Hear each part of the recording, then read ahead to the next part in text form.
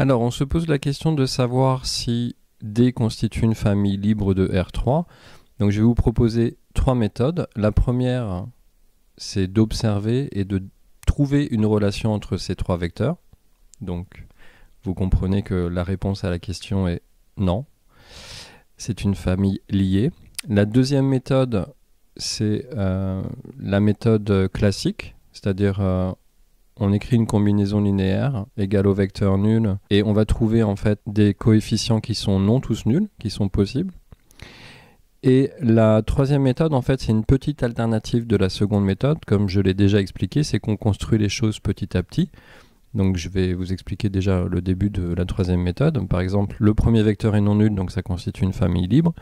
Les deux premiers vecteurs sont libres, car 1 fois 5 n'est pas égal à 2 fois 4. Par conséquent, on a déjà deux vecteurs libres. Et la question qui se pose, c'est est-ce que le troisième peut s'écrire comme combinaison linéaire des deux premiers? Par exemple, dans cette troisième méthode, je peux vous dire dès à présent que on sait que le rang de la famille est au moins égal à 2. Par conséquent, l'espace vectoriel engendré par D est de dimension au moins 2, c'est-à-dire soit 2, soit 3, puisque vous êtes dans R3.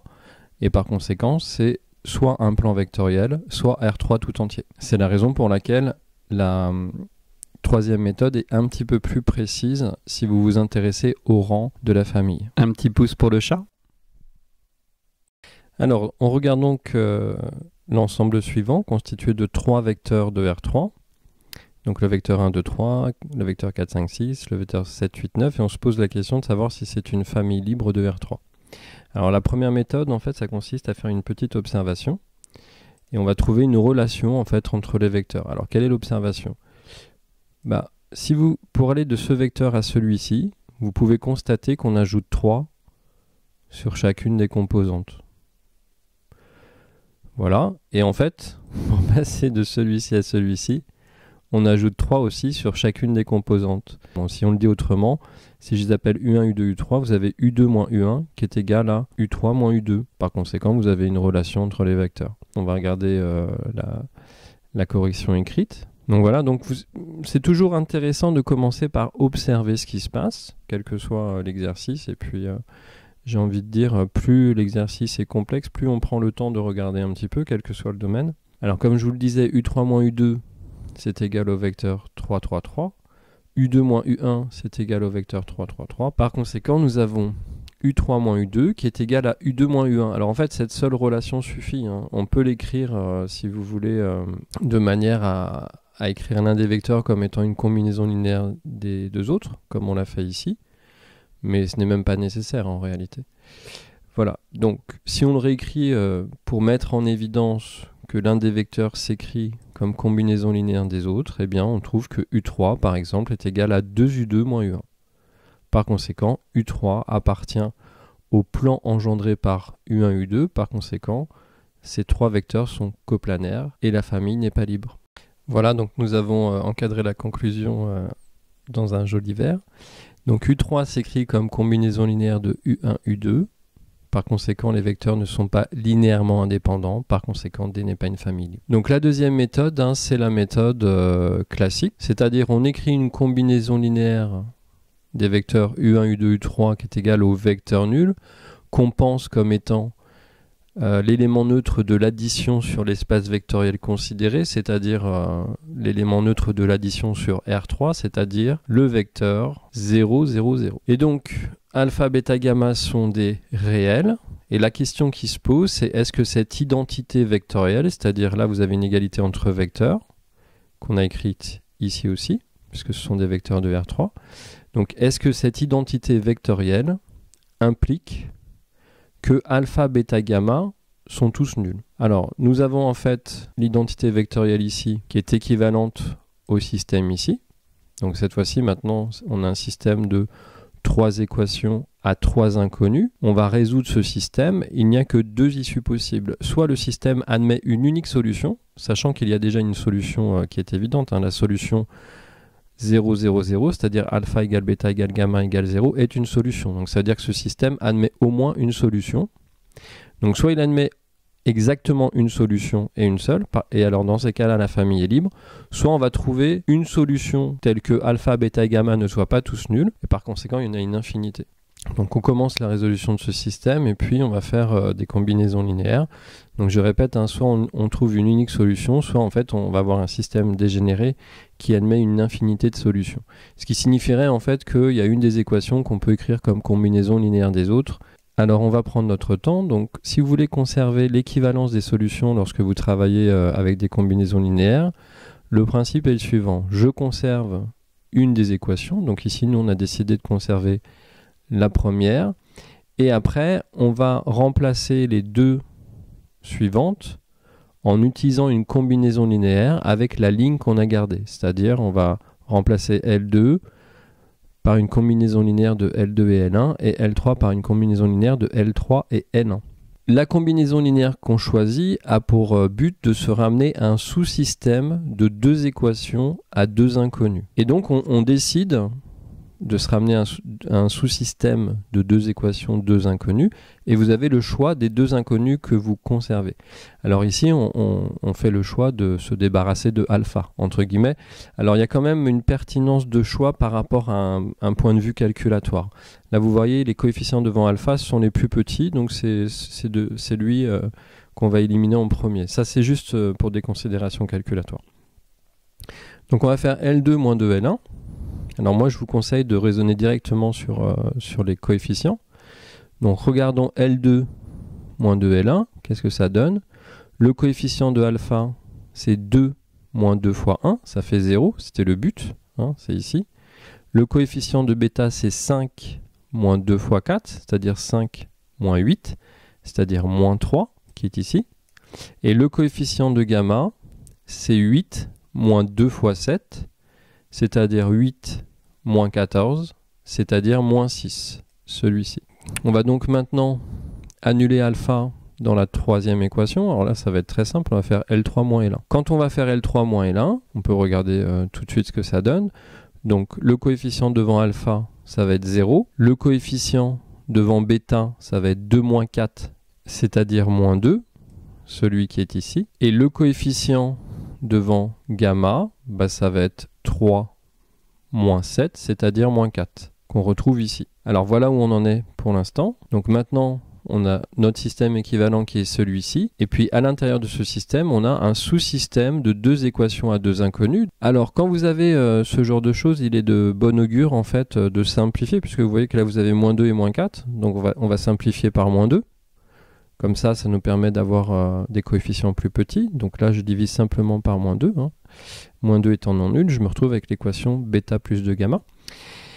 Et puis, dans la deuxième équation, eh bien, je vais diviser par moins 3. Pour la même raison, c'est pour simplifier l'écriture. Alors quand on fait ça, on s'aperçoit qu'en fait, on se retrouve avec un sous-système, non pas de deux équations à deux inconnus, mais de une équation à deux inconnus. C'est-à-dire que maintenant, en fait, donc là c'est un cas particulier, c'est ce qu'on appelle un système dégénéré. Maintenant, en fait, on a un système de deux équations à trois inconnus. Donc ça, c'est quelque chose dont j'ai déjà parlé. Dans cette situation-là, on va considérer que l'une des inconnues est un paramètre. C'est-à-dire qu'on va résoudre notre système à trois équations et trois inconnus, qui s'est ramené à un système à deux équations et trois inconnus, en considérant par exemple que alpha, bêta sont les inconnus, et que gamma va être un paramètre qui va nous permettre d'exprimer alpha et bêta. Et puis pour gamma, on écrira simplement gamma égale gamma. Donc, on constate que les équations L2 et L3 sont identiques, ce qui confirme une dépendance linéaire à l'intérieur des vecteurs 2D. Donc en particulier, comme je vous le disais, on décide d'exprimer tout le monde en fonction de gamma. Ça, encore une fois, c'est un choix arbitraire. Là, étant donné qu'on s'est ramené à un sous-système de deux équations, deux inconnues, soit on exprime tout en fonction de bêta, soit on exprime tout en fonction de gamma. C'est ce qui paraît cohérent ici. C'est évidemment immédiat d'avoir bêta égale moins de gamma, donc tant qu'à faire, on va utiliser ça, et puis on va exprimer alpha en fonction de gamma. Donc on remplace dans la première équation, exceptionnellement on peut faire une substitution, voilà, et du coup vous avez alpha moins 8 gamma plus 7 gamma égale à 0, ce qui vous donne simplement alpha moins gamma égale à 0, c'est-à-dire alpha égale gamma. Donc au final, voici ce qu'on trouve, gamma est quelconque, alpha égale gamma, bêta égale moins 2 gamma, donc par conséquent, puisque gamma est quelconque, je vais pouvoir trouver un triplet dont toutes les composantes ne sont pas nulles. C'est-à-dire je peux trouver un triplet solution de mon système de départ différents de 0, 0, 0. On va prendre par exemple gamma égale 1, et on aura donc alpha égale 1, bêta égale moins 2, gamma égale 1, qui est une solution de notre système initial, c'est-à-dire aussi une solution de notre équation vectorielle initiale. Donc voilà, on prend gamma égale 1, simplement, on aurait pu prendre n'importe quel nombre réel non nul, mais évidemment, on prend quelque chose de simple. Ça nous donne alpha égale 1 et puis bêta égale à moins 2. Et donc, on a la relation linéaire ici, qu'on remplace simplement dans notre équation initiale. Et ça nous donne U1 moins 2U2 plus U3 égale le vecteur nul, ce qui confirme le fait que la famille n'est pas libre. Alors, cette relation peut également s'écrire sous la forme U3 égale moins U1 plus 2U2. Et du coup, ça c'est intéressant parce que ça vous dit, l'interprétation par exemple de cette écriture, eh bien, c'est que U3 appartient au plan engendré par U1, U2, à condition que U1 et U2 soient libres, parce que sinon U1 et U2 n'engendrent pas un plan. Mais en fait, je l'avais dit tout à l'heure, U1 et U2 sont des vecteurs libres. Voilà. Si on regarde celle-ci, elle s'interprète plutôt comme le fait que U1, U2, U3 sont liés. Et comme je vous l'ai dit souvent, l'écriture induit une façon de penser. Donc il y a une petite nuance entre la façon de penser ici et la façon de penser qui est ici, mais dans tous les cas, ça signifie que la famille est liée. Alors on en vient à la méthode 3, donc ça c'est la méthode que j'emploie en particulier parce que ça nous permet de donner le rang de la famille, d'accord? C'est-à-dire que c'est plus précis que la méthode 2, donc on va construire les choses entre guillemets petit à petit, mais là il n'y a que 3 vecteurs, donc ça va vite. Effectivement, ces 2 vecteurs constituent une famille libre puisqu'ils sont non colinéaires. Si vous voulez argumenter rapidement, vous dites que ce déterminant, qui est 1 fois 5 moins 4 fois 2, est différent de 0. Par conséquent, il n'y a pas de rapport de proportionnalité entre ces 2 vecteurs. Par conséquent, ils constituent une famille libre, ce qui nous dit que le rang de la famille est supérieur ou égal à 2, sachant que la famille est un sous-ensemble de R3, le rang de la famille est inférieur ou égal à 3. Donc la question qui se pose maintenant, c'est est-ce que ce troisième vecteur s'écrit comme combinaison linéaire des 2 premiers, ce qui s'interprète autrement d'un point de vue géométrique. Est-ce que ce vecteur appartient au plan engendré par les 2 premiers? Donc voilà, on vérifie que U1 et U2 forment une famille libre, comme je vous l'ai dit. Alors, vous n'avez même pas besoin de calculer le déterminant, vous savez... C'est pas qu'on essaye d'en faire le moins possible, mais on n'a pas besoin de le calculer. Ce qui nous intéresse, c'est qu'il soit non nul. Il est clairement non nul. Par exemple, si vous voulez argumenter sans calculer pour dire que ce déterminant est non nul, eh bien 4 fois 2 est un nombre pair et 1 fois 5 est un nombre impair. Donc vous n'aurez jamais 0 en faisant la différence. Bon, même si ici, le calcul est extrêmement simple. Alors comme ce déterminant est non nul, U1 et U2 ne sont pas collinaires et forment donc une famille libre, comme je l'ai dit. Si on s'intéresse au rang, je répète que ça veut dire que le rang de la famille est au moins égal à 2. Et puis maintenant, la question qui se pose, c'est de savoir est-ce que le troisième vecteur s'écrit comme une combinaison linéaire des 2 premiers, c'est-à-dire est-ce qu'il appartient au plan engendré par les 2 premiers. Et si vous connaissez la notation vectorielle ou la notion de vectoriel, la question qui se pose de ce point de vue-là, c'est est-ce que U3 appartient à vectoriel U1, U2.